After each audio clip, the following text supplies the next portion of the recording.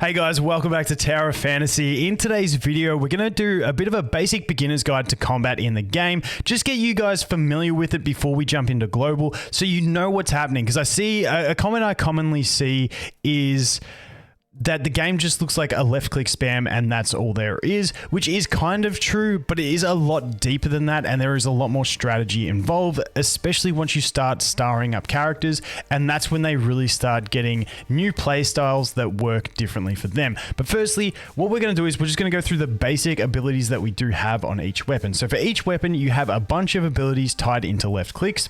You have one ability with a cooldown. You also have a discharge ability. So when we look at the basic abilities, we're just going to use the spear here because it's one that everyone gets at the start and it's pretty good at demonstrating most of the things. So if we just spam left click, we will do our own combo, and every weapon has a different type of combo. So that is your first way to use spam left clicks. Then if we do spam left clicks 3 or 4 times and then we hold it after that, you'll see we do this uppercut combo. But that uppercut combo, you have to do a few basic attacks first or it won't happen. If I just try and hold straight up, nothing will happen. I've got to do a couple attacks and then I've got to hold, and then we will do that combo. Moving past that, we have dodge attacks. Now, some weapons have 1 dodge attack, some have 2. When I say that, this weapon, if I'm running in a direction and I dodge and then left click, I will do kicks. If I'm standing still and I dodge and then left click, I will dodge backwards and then come slam the weapon on top of them. Other weapons, their moving dodge attack and standard dodge attack is the same, but some weapons do have it different. So then past that, we have aerial combat. You can jump in the air. This is going to use your stamina bar and you can just spam attacks for days. Otherwise, when you jump up into the air, the other thing you can do is hold and you're going to do a slam attack. Now, something like a bow, if you're in the air with a bow, you're actually going to jump up and then you're actually going to get your wings out and it's going to drain your stamina, and then you're going to charge up a shot and aim it. Now, also with bows and pistols, if you just stand still and you hold the button, you will go into this third-person shooter mode so that you can play like that. And that pretty much summarizes the basic left-click abilities that we have. Moving on from that, each weapon is going to have its own sort of cooldown based ability, which is going to be standard keybind 1. And for instance, if I've got this bow, that's the ability there. We're going to do a single target attack. This one here with the staff, we're going to do an uppercut. And then if we go over to my pistols, we're going to do a nice little ball. Now, these attacks definitely get better as you go up into the SSRs. The SRs, they're not quite as flashy. But that is the basic ability that we have there. Now, on top of that, when you look at my weapons in the bottom right-hand corner here, you can see that my active weapon is the pistols, and then I can swap to my bow or my spear. Now, when you look at this line going around the hexagon, it's a hexagon, isn't it? Yeah, pretty sure that'll do. Anyway, as this line goes around the shape, yeah, hex.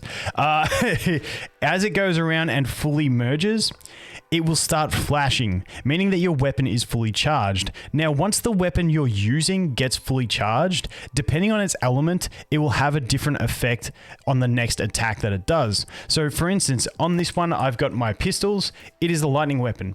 Once I get my weapon fully charged, the next attack will shock enemies. If you're physical, you'll put Grievous on them, which will increase the damage that they receive. If you've got Frost, you got a chance to freeze, I believe it is, and Fire will do burn damage. So each element is going to control what happens once the weapon becomes fully charged with the next attack that it does. But also, once it's fully charged, it means you will be able to swap into those other weapons and use their discharge ability. And the discharge ability is only usable when you have that ring all the way around and they are flashing. Now, on top of that, when you do get this ring all the way around, it will start flashing, but you can start working the ring around again. So you can sort of like group your discharge attacks if you want to. But what we're going to do here is we're going to go ahead and charge up, and you'll see as I attack, we are going to be charging up, getting that ready.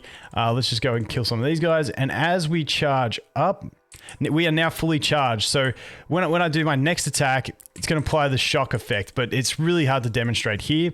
But now that we are fully charged, I want to just hit a couple more times just to demonstrate this. So now you can see that we are flashing. That means I can use a discharge ability. However, we are working around this hexagon our second time to get ourselves close to be able to use basically 2 discharge skills pretty much consecutively. So you can stack them up like that, but you can't go past 2.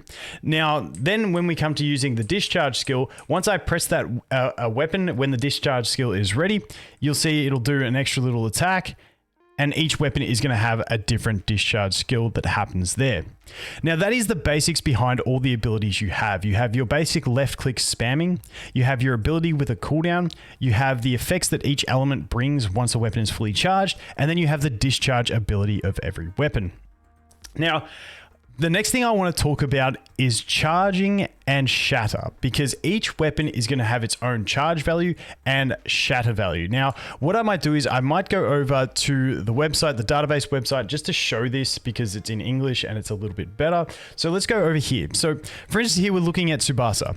Now she has a charge value of 11.5, which is, you can see, S ranked, and shatter is 4. Now, the shatter, when you fight large enemies and stuff like that and people in PvP, they will have this shield. You can see the white sort of transparent type shield that they have, and this is going to reduce the damage that they take, and you want to break that shield so you can do full damage. Now, depending on your weapon's shatter value is going to impact how quickly it can break that shield. So when enemies have a shield up, when we're looking at it very basic, if they've got a shield up, you probably want to switch to a weapon that has decent shatter value so that you can break it and then do full damage. Now, the other thing we have is this charge value. Now, the charge value is important because it's going to control how fast you charge your weapon, allowing you to use more discharge abilities. But ideally, you don't want to be using someone like Tsubasa against a shielded enemy. You'd be better off swapping out to another ally, breaking that shield, and then swapping to her, doing damage, and also getting that charge rate up so that then you can use your discharge abilities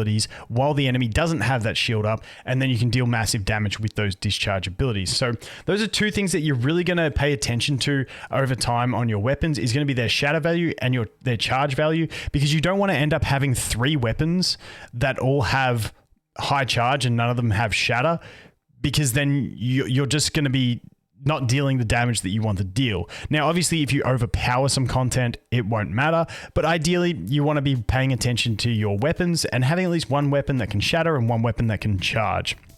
Now, the next thing I want to look at is the rotation, because when you look at most characters in the game, or most weapons in the game, sorry, it's confusing. I know it gets there sometimes, but when we look at most weapons in the game, when you first start off, it's going to be fairly basic. Now, we can look at that database website again, and you can get an idea for the damage that each attack deals. They've all got their own multipliers. When we're at global, you'll be able to just go into the weapon itself and check, all of its attacks, its different combos and stuff right here.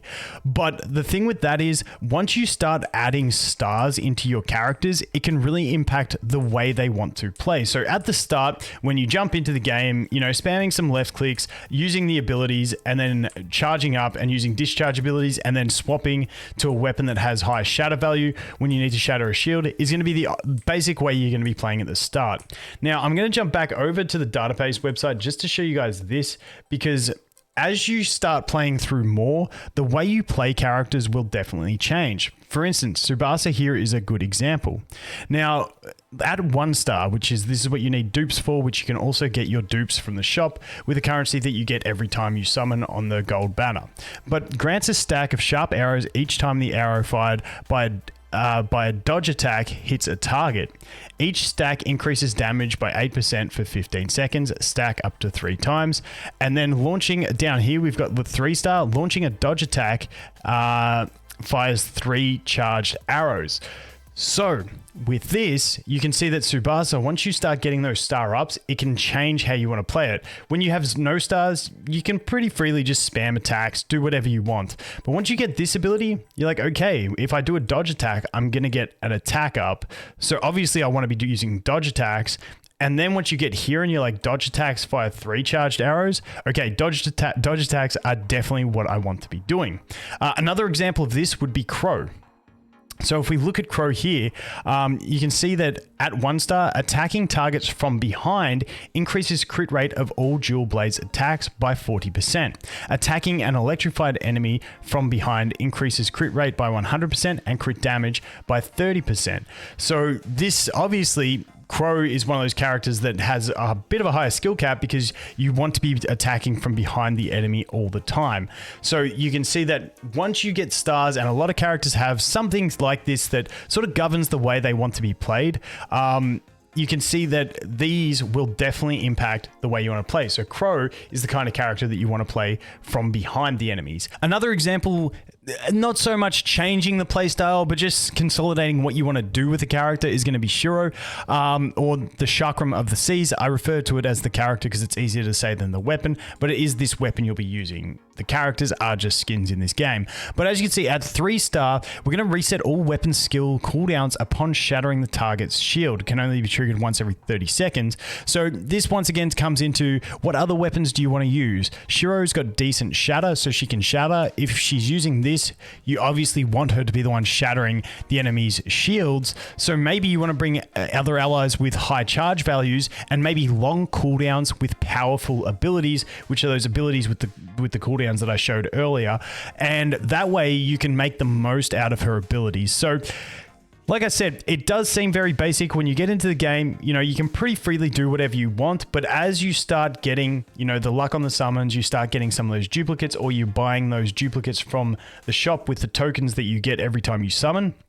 Eventually you will get into that situation where then you start to consolidate what type of playstyle you will be playing with each weapon. But hopefully that gets you guys across the line with understanding exactly what combat is, how it works, and the basics behind it. Now, each character is going to be different, like I said, especially once you start starring them up. And over time, I will do all those videos talking about each character's min-maxing, the rotation and stuff like that. But that will be in the future once we're at global and people are used to the basics of combat. But anyway, guys, thanks for watching. Hope you have an awesome day, and I look forward to seeing you in the next one. Cheers.